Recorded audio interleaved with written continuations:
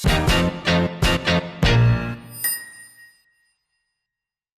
to Chronos.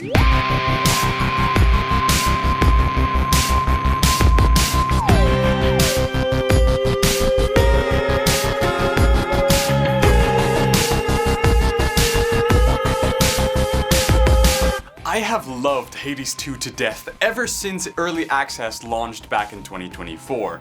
And since the full release of the game, I have put in my fair share of hours. This game is seriously addictive, and it truly deserves all of the hours I have put into it. Its predecessor, just called Hades, quickly rose to be one of the best and most influential roguelikes, if not just games, of all time back in 2020. So it is a clear sign of the talent and passion from Supergiant Games that the sequel managed to top it in nearly every aspect. The roguelike genre has since exploded, primarily with the game Balatro back in 2024, a game about poker. Riveting. In my opinion, Hades 2 is one of the most impressive, beautiful, and polished games that I have ever played. Everything from the gameplay to the story to the music was crafted with care, and it has deserved its title as one of the best games of the year. And they would have won if it wasn't for the fucking French! Hades 2 is a fast-paced, action-based, roguelike dungeon crawler dripping with Greek mythology flavor. You play as Melinoi, daughter of the god of the dead, Hades. Get it? It's in the title.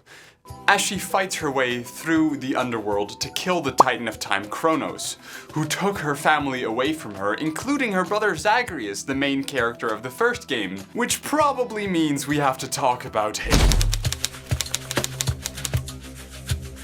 Hades, the first one, is a fast-paced, action-based roguelike dungeon crawler. Wait, I've said that already. You play as Zagreus, son of the god of the dead Hades, as he goes through his rebellious phase and tries to escape from the underworld to reunite with his mother Persephone on the surface. You travel through various different regions on your journey, starting in Tartarus, moving through Asphodel, then through Elysium until you get to the surface. One thing to note though, this is a review of Hades 2, not of Hades.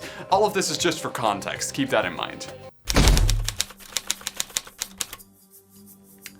Hades 2 is defined by its gameplay. Melinoi has a vast arsenal of weapons to choose from as she descends into the underworld for a shot at killing time.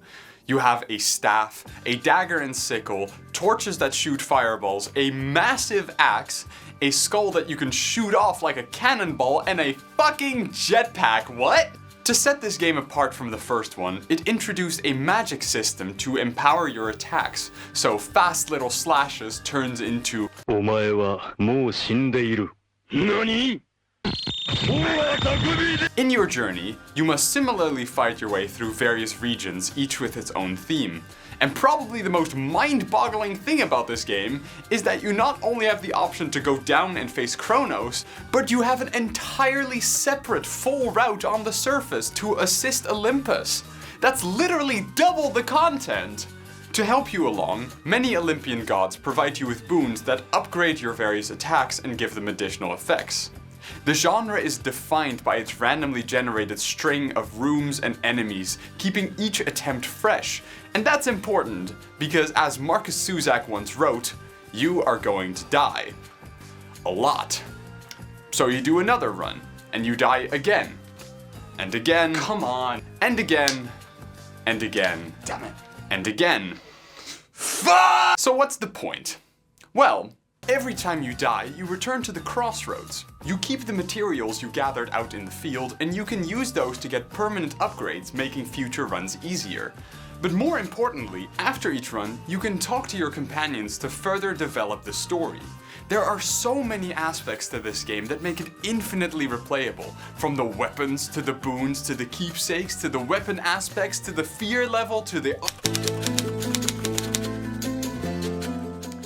Beyond the incredible, addictive gameplay loop, the attention to detail alone would warrant my praise. All of the character art is beautiful and expressive and hot, and all of the animations in this game feel so smooth and satisfying. And perhaps the wildest thing about this game is that your allies respond to what you do in the game through their dialogue.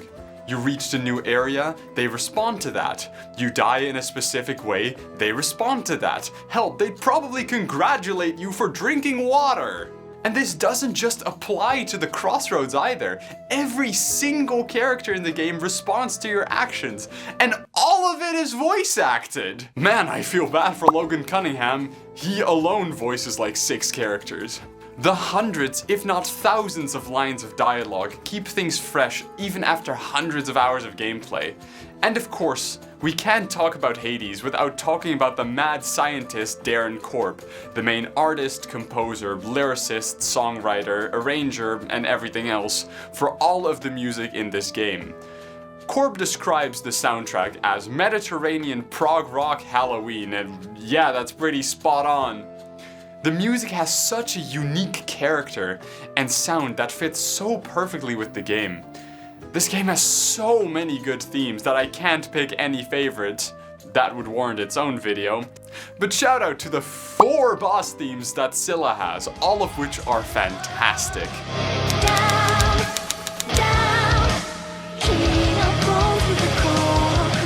Sadly, this game does have a few tiny flaws. Starting with the most minor ones, this game can take a while to get going. While in the first game, you had almost everything at your disposal at the start already, because of this game's incantation system, you have to scavenge for materials to earn those bonuses yourself. Some of the weapons feel a little weird to use too, like they were made to be slightly different. The first game had the basics, you know, a sword, a spear, a bow.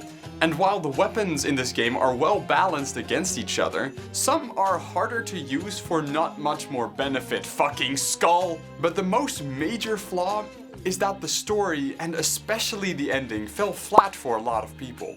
So much so that they changed the ending after launch. They legit sent out a patch that changed the ending because people didn't like it. And while on one hand, respect to the developers that they went through the effort to make a new ending, on the other hand, it makes me wish that we got the new and improved ending from the get-go, especially for those that reached the ending already and then had to replay sections to reach the new one. Don't get me wrong, these criticisms don't make this a bad game. If anything, they're the only things keeping it back from being one of the most perfect games of all time. In my opinion, this godlike title more than deserves all of the praise it has been given, and it deserves mine as well. Death to Chronos.